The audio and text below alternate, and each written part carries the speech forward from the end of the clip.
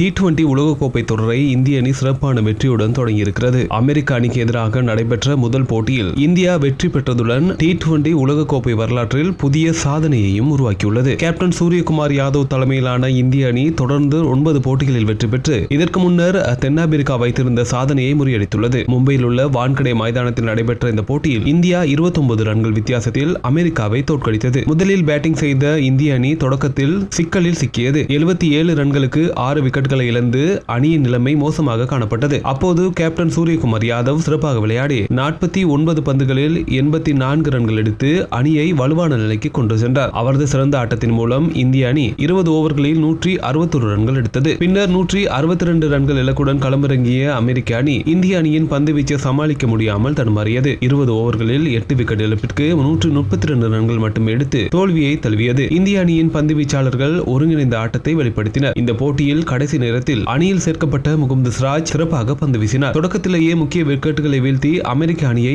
அழுத்தத்தில் வைத்திருந்தார். அவர் 4 ஓவர்கள் வீசி 29 ரன்கள் மட்டுமே விட்டுக் கொடுத்து 3 விக்கெட்டுகளை எடுத்தார். ஹர்ஷ்தீப் சிங்கும் 2 விக்கெட்டுகளை கைப்பற்றினார். இந்த வெற்றியின் மூலம் இந்திய அணி T20 உலகக்கோப்பையில் தொடர்ந்து 9 போட்டிகளில் வெற்றி பெற்ற முதல் அணியாக மாறியுள்ளது. இதற்கு முன்னர் 2024 உலகக்கோப்பையில் தென்னாப்பிரிக்க அணியும் 2022 முதல் 2024 காலகட்டத்தில் ஆஸ்திரேலியா தலா 8 போட்டிகளிலும் வெற்றி பெற்றிருந்தன. இந்தியா இதற்கு முன்னர் 2012 முதல் 14 வரையான காலகட்டத்தில் 7 போட்டிகளில் வெற்றி பெற்றிருந்தது. கடந்த 2024 T20 உலகக்கோப்பையில் இந்திய அணி ஒரு போட்டியிலும் தோல்வியடையாமல் சாம்பியன் பட்டம் வென்றது. அந்த வெற்றி பயணம் தற்போது 2026 உலகக்கோப்பையிலும் தொடர்கிறது. முதல் போட்டியில் பேட்டிங் சற்று பலவீனமாக இருந்தாலும் பந்து வீச்சாளர்களின் சிறப்பான ஆட்டம் இந்தியாவுக்கு முக்கிய வெற்றியை தேடி தந்துள்ளது.